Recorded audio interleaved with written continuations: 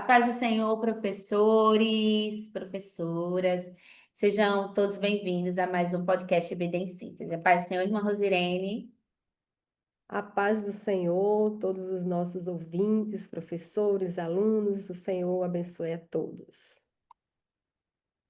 Queridos, estamos aqui com mais um momento pedagógico, como vocês sabem, né? Com a lição hoje de número 8, que vai ter por título Uma Igreja que Enfrenta os Seus Problemas.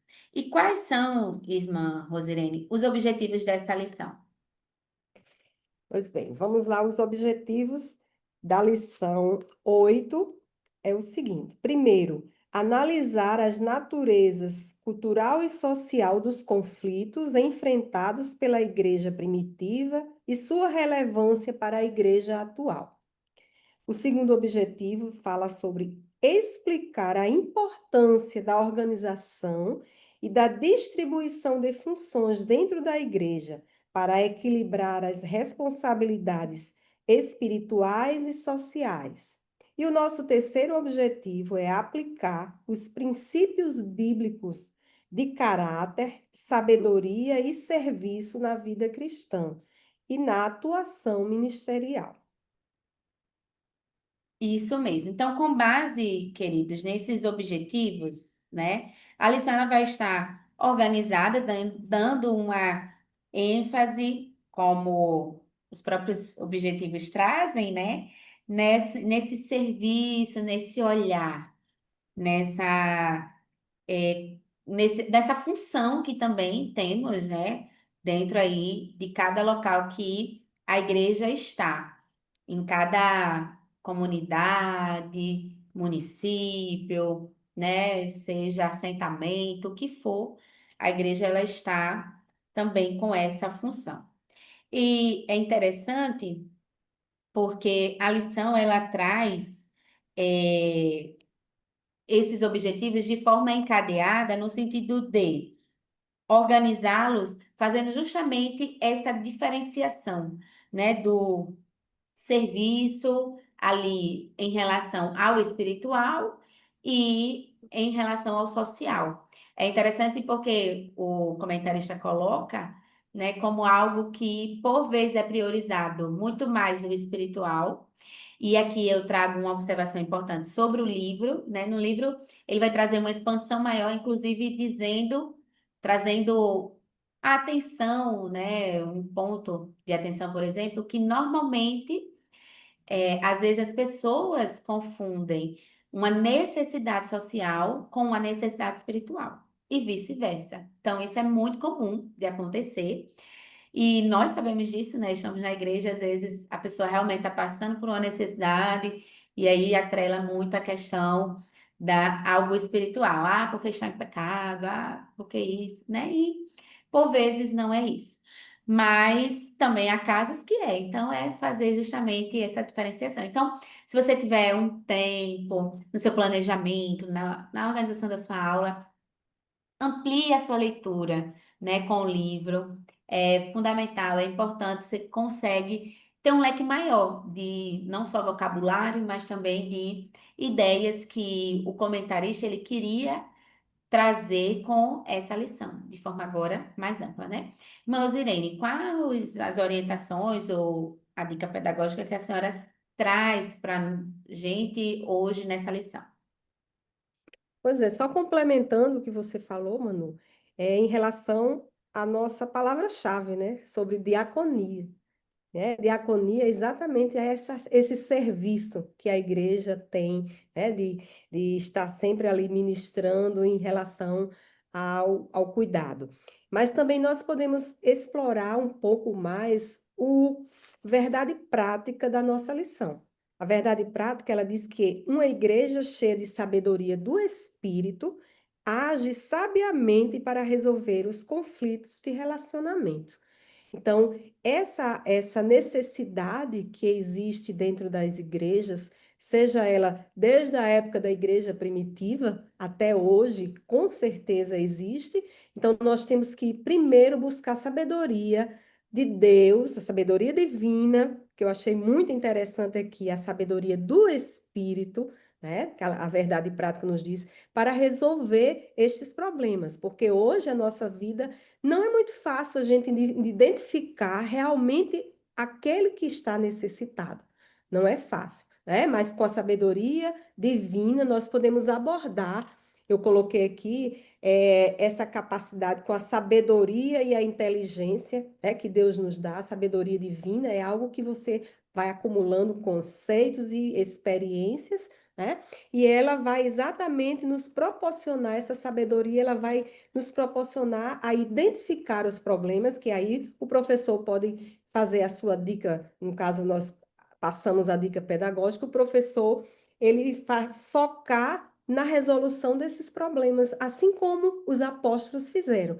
Existiam muitos discípulos. Quem são os discípulos? Seguidores de Jesus. E eles se multiplicaram, nós já estudamos isso. Existia uma igreja que crescia, e ali começaram a ver as divergências dentro da igreja. E aí a sabedoria que Deus deu àqueles apóstolos para identificar os problemas, assim como hoje em dia nós devemos ter essa sabedoria do Espírito Santo para identificar os problemas que nos rodeiam, né? Primeiro, o que nós precisamos. Aí o professor vai lançar para o aluno essa dica. Como é que nós podemos resolver os problemas com mais facilidade? Primeiro, nós vamos identificar ou reconhecer o problema, depois nós vamos entender as causas desses problemas, né? No caso, se for necessitados, como era no caso da lição, buscar a informação sobre esse problema e aí o plano de ação. E aí cada igreja vai desenvolver o seu plano de ação para quê? Para que todos os problemas sejam enfrentados com a sabedoria do Espírito Santo. Amém. Vejam, essas reflexões, essas perguntas que a irmã Rosirene traz, elas são excelentes, inclusive, já para iniciar, né, a nossa aula. É pensar, veja, o próprio título diz, né, uma igreja que enfrenta os seus problemas. Então, algo até que pode trazer risadas, né, eu penso, pode ser até perguntar, mas na nossa igreja tem algum problema? Né? A nossa igreja tem alguma necessidade? É no sentido de que nenhum lugar é perfeito, então terá sim, mas às vezes nós estamos. Ah, eu sou líder de um departamento, a irmã Rosilene é de outro, então a gente tá tão. Eu tô tão centrada no meu departamento. Ela é tão centrada no departamento dela que só sabe identificar os problemas do meu departamento e ela ajuda ela. Para ela, o meu é perfeito. E para mim, o dela é perfeito. Então, não há, na visão, né? Quando a gente coloca a visão do outro, é como se não houvesse problemas, nem nenhuma necessidade, nem dificuldade, tá tudo ó, ótimo, só no meu. Então, tira, né? Quando a gente descentraliza esse olhar, quando a gente faz essa pergunta, nesse sentido que ela tem colocado, né? Quais são as necessidades, elencar. Porque, veja, uma classe, se for uma classe pequena, mas você vai ter de todas as esferas, desde aquele que tem realmente um exercício de liderança, aquele que só está ali, como costumeiramente dizemos, né, sentado ali no banco, que não tem nenhum cargo, que é membro, né, está na igreja, mas não é envolvido em nenhuma função. Então você consegue ouvir a todos. Agora, se você, claro, está numa classe maior, aí você vai por ordem de priorização, né? Você pode escutar o líder de um departamento, a própria regente do conjunto, mas escute também aquela que está há tantos anos, como a lição coloca, escute a viúva, escute aquela que você conhece a condição financeira, né? Dá para você pelo menos escutar, se for uma classe muito grande, dá para pelo menos escutar de 4 a 3 pessoas, porque você só vai pedir para ela elencar um problema que ela identifica dentro da igreja. Então, isso pode trazer, inclusive, para a própria igreja. Você, pastor, pode levar. Você, pastor, desculpe. Você, professor, pode levar ao pastor, fazer, né, um filtro do que elas falaram, levar ao pastor que foi identificado e juntos aos departamentos, a todos os departamentos, pensarem em estratégias, né, de modo a alcançar e suprir essas necessidades ou, né, sanar, resolver esses problemas, esses conflitos aí. É dentro desse sentido que eu quero trazer uma reflexão mais para o final da lição, depois dessas reflexões das perguntas que a irmã Rosirene colocou, dessas discussões, trazer uma pergunta, né, para os próprios alunos dizendo se eles sabem, para identificar a diferença entre o humanismo social e a justiça social. Então, qual seria a diferença? A gente vai ver isso bem mais detalhado no livro, certo? Da lição. Mas eu penso que é algo a trazer para conclusão para dizer que, e existe aqui um livro que eu quero deixar como dica, eu tenho, mas acabei esquecendo de trazer para mostrar aqui para vocês, que é Voltando ao Evangelho, tá? Esse livro, ele é maravilhoso, porque ele vai dizer que a igreja ela tem exatamente essa função. Então, a igreja ela está num local que tem um, um centro comunitário, naquele local que ela está. Tem hospitais, tem UPA, normalmente, né? Não são todos os bairros, mas a sua maioria tem. E que os seus membros usufruem desses benefícios, né? Que tem aí à sua disposição. E é se apresentar, seja a liderança de qualquer departamento, ou o próprio pastor ele vem no sentido de dizer assim, olha, assim como a instituição tal, aquela ou aquela outra, o hospital, a comunidade recorre quando há uma necessidade, a igreja também é isso, né? É a igreja estar num local em que ela não passa alheia aos problemas da comunidade que ter esse olhar, né, como a lição, o comentarista traz, é não cumprir uma função também para a qual fomos chamados. Então, a igreja, ela precisa ter uma atuação dentro da comunidade. Mas aqui uma atuação pontual. Não é que agora, qualquer pessoa que chegue da comunidade, sem ser crente, sem não ser, vai chegar pedir qualquer coisa à igreja, a igreja vai dar. Não.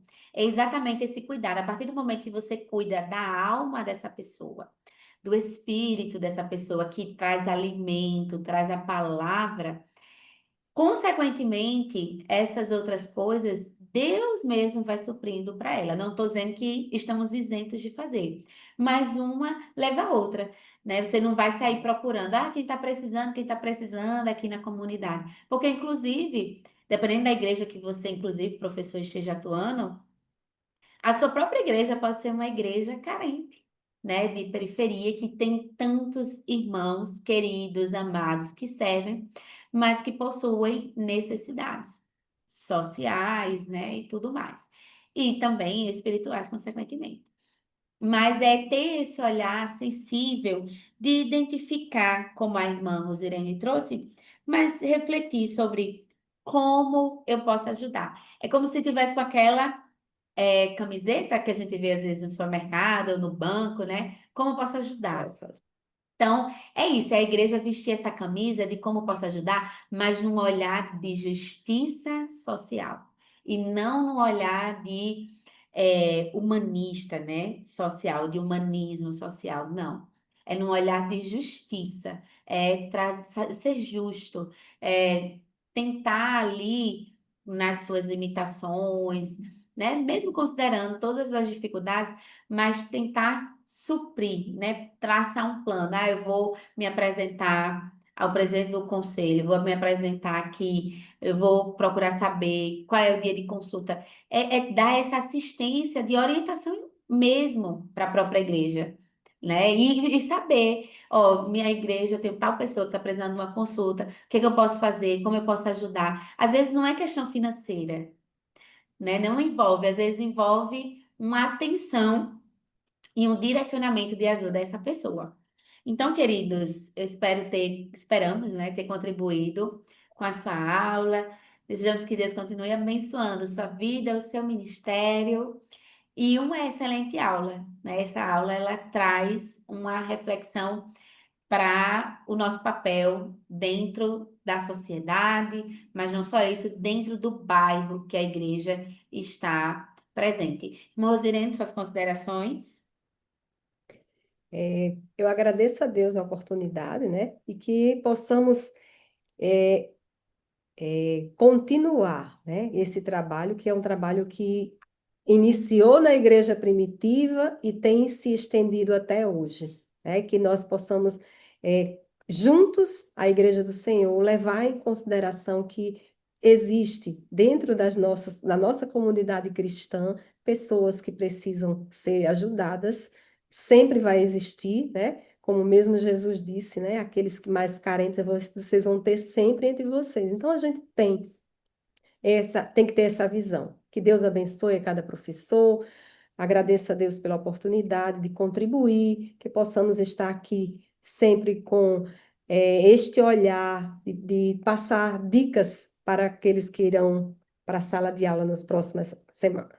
Que Deus abençoe a todos, a Manu, a todo o Amém. DENET. Amém. Amém, amém. Então, professor, tenha uma aula abençoada. Não esqueça de compartilhar esse vídeo, de comentar, de curtir. E contamos com você na nossa próxima aula. A paz do Senhor.